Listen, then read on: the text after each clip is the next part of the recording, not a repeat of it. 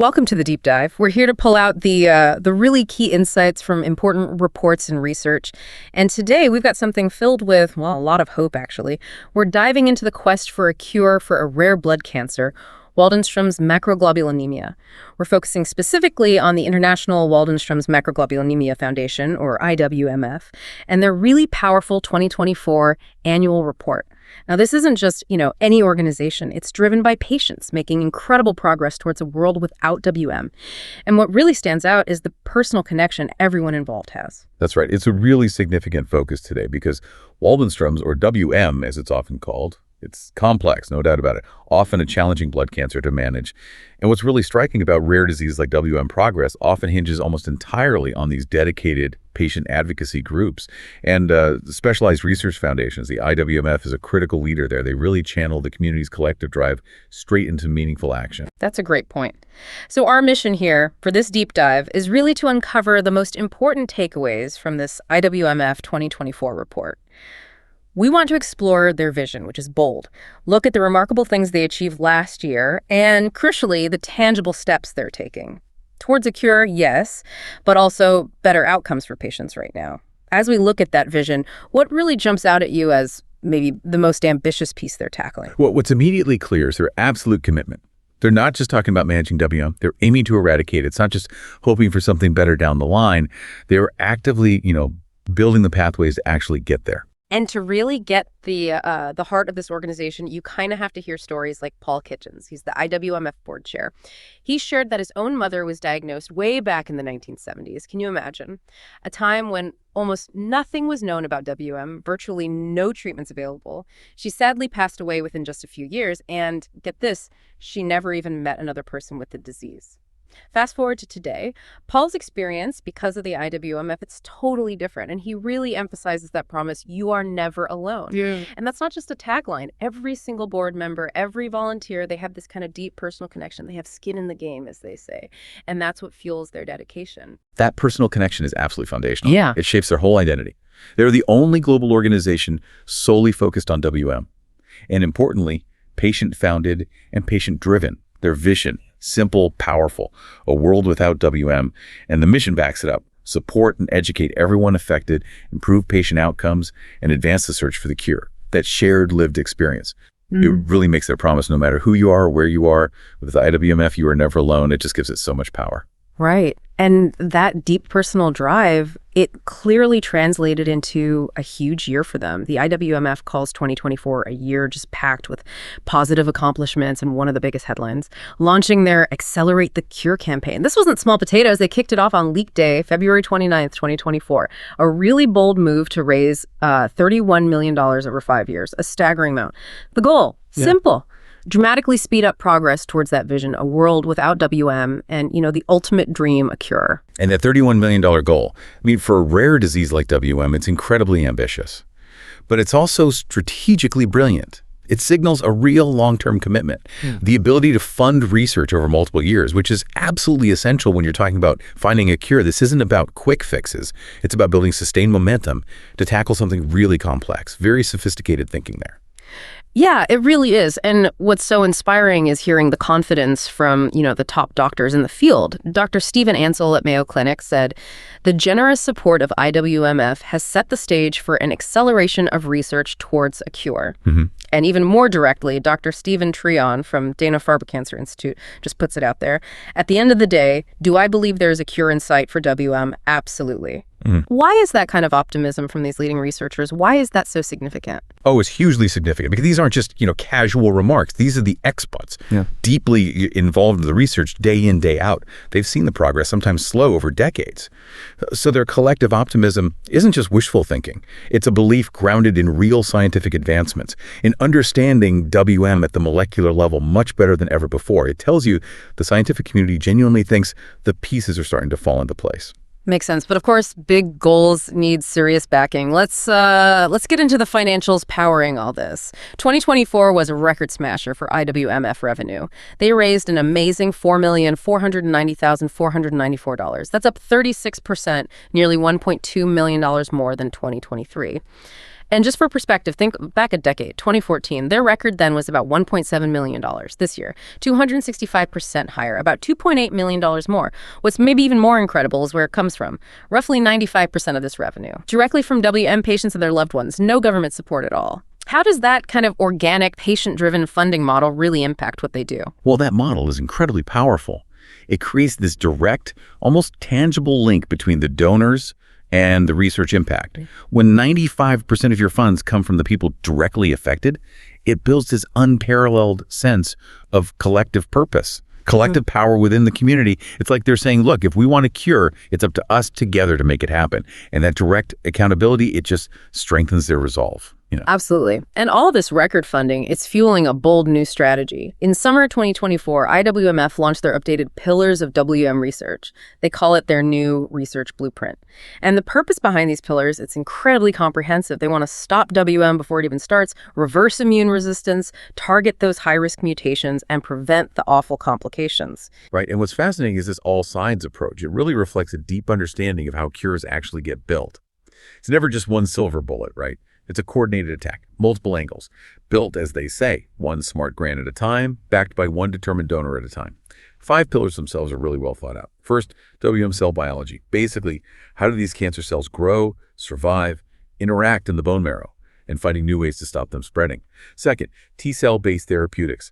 This is about advancing immune strategies like CAR T therapy, essentially retraining the body's own T cells to hunt down and destroy WM cells. Third, microenvironmental research, targeting the specific neighborhood, the bone marrow environment, that actually helps WM cells survive and thrive, cutting off their support system. Fourth, genomic research. This is about digging into the specific genetic mutations that can flip WM from being quiet or smoldering into an active, harder-to-treat disease.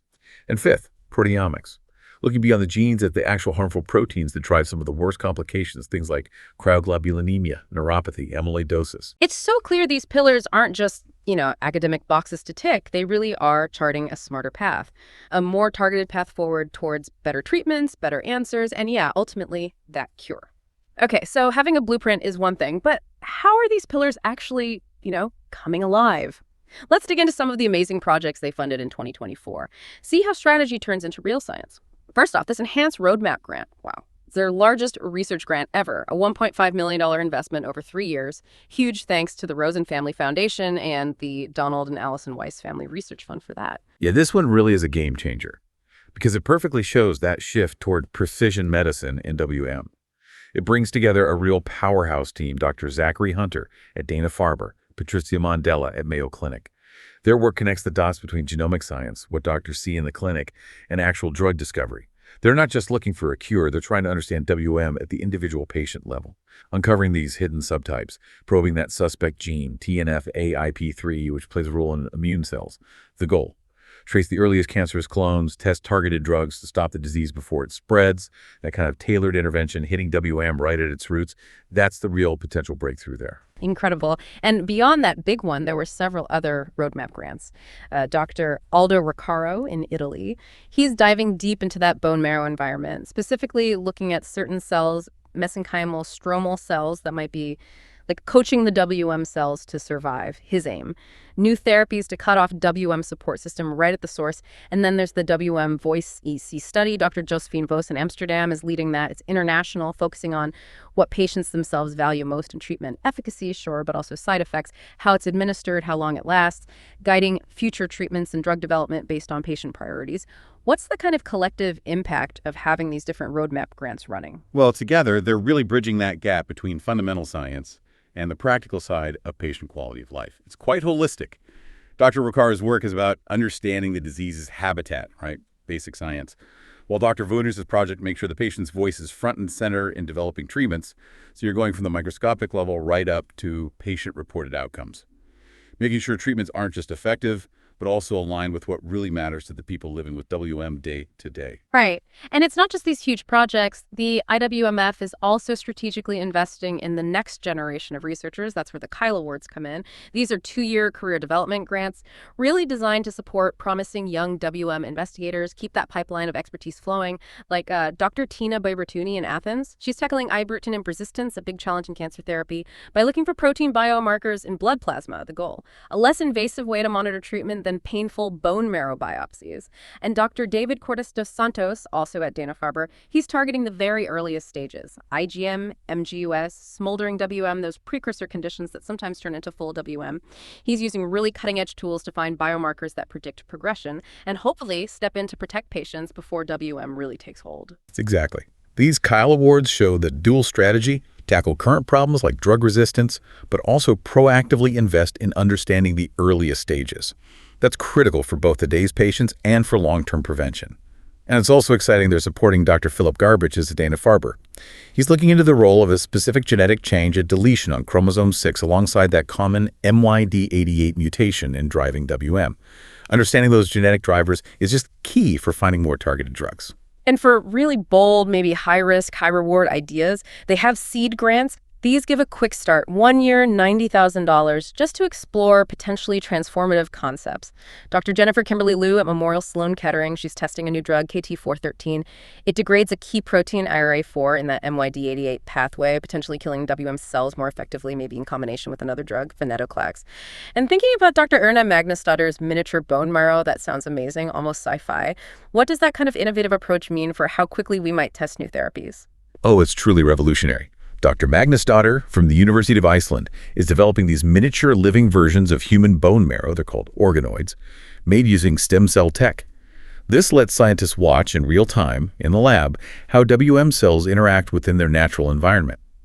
Compared to older methods, like animal models or just cells in a flat dish, these organoids, they offer a much more realistic and faster platform for testing new drugs and understanding how the disease progresses.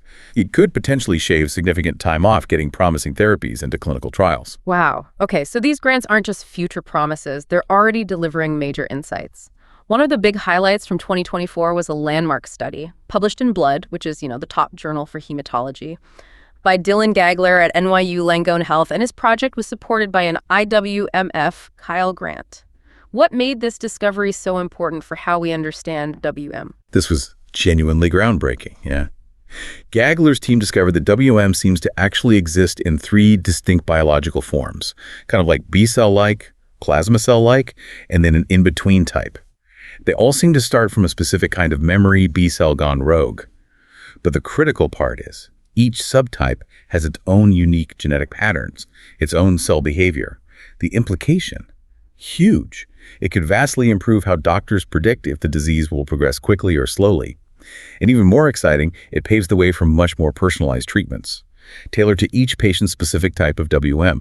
It's a massive step towards truly individualized care. That really is impactful. Now, none of this progress happens in a vacuum, right? You need a strong foundation. The IWMF has really strengthened its board of trustees and its scientific advisors. And beyond them, there's this huge network of volunteers all over the world, support group leaders, folks working on publications, the research committee, the online communities.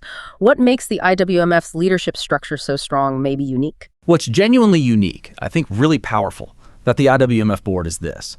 Yes, they're accomplished leaders, executives, doctors, scientists, entrepreneurs. They bring top-tier expertise, but here's the key. Every single trustee either has WM or stands right beside someone who does. They know firsthand what it means to wait for those test results, to ask the hard questions, to hope desperately for a better treatment or for that cure, that personal stake. It drives their commitment, their professional skills, their financial resources. It just ensures the organization is totally all in from the inside out. A level of dedication you just don't see everywhere. Absolutely. And with that personal investment, naturally comes huge financial responsibility and accountability, which is so important when you're asking people to contribute. As of the end of 2024, the IWMF put $4.8 million, that's nearly 88% of their expenses, directly into programs. Over 55% went straight to research, and over 32% to information, education, and support for patients and families. Management and general costs kept really lean at under 7%, fundraising under 5.5%, and for your peace of mind, if you're thinking of supporting them, they have that top 4-star rating from Charity Navigator, the big independent nonprofit rater, including a perfect 100 score for accountability and transparency. You really can invest with confidence. Plus, they've already committed almost $6 million, $5,907,959 to be exact, to future research projects already under contract. That strong financial health combined with that transparency, it just creates such a solid platform for long-term impact, builds incredible trust. And speaking of the long term, the Ben Rood Heritage Society really shows the community's commitment to the future. It recognizes people who planned for future gifts through their will, life insurance, retirement accounts. These legacy gifts have already brought in over $5.2 million through 2024. But what's amazing, in 2024 alone, 31 new members joined the most ever in 1 year, committing over $4 million in future gifts. That kind of forward-thinking generosity secures the IWMF's future for generations. It supports that vision of sparing the next generation from WM. They've identified potential future gifts totaling almost $15 million right now. That's a powerful statement of enduring belief. Wow. It really has been an inspiring journey through this IWMF 2024 report, from launching that huge Accelerate the Cure campaign, the record revenue, all the way to the really cutting-edge research across those 5 pillars, and underlying it all, that unwavering dedication from a community truly united by this powerful personal connection. It just hammers home that IWMF promise. With the IWMF, you are never alone. Absolutely. We've seen real, tangible progress toward that vision of a world without WM. From trying to stop the disease before it even starts, to advancing personalized treatments, and yes, that very real prospect of a cure. The combination, that synergy between passionate patient advocacy, smart strategic funding, and genuinely groundbreaking science, it's creating an era of hope unlike any we've seen before for people affected by this rare cancer. So as we wrap up this deep dive, here's something to think about. Imagine a future where getting a Waldenström's diagnosis doesn't carry the same fear, the same weight it does today. Or maybe even a future where we find early biomarkers and can actually prevent it in some people. Given these rapid advances, we talked about genomic research, T-cell therapies, how might these developments truly transform the lives of future patients? What new possibilities might open up, maybe even beyond a direct cure? And maybe think about how you might connect with or even contribute to accelerating this kind of incredibly impactful progress.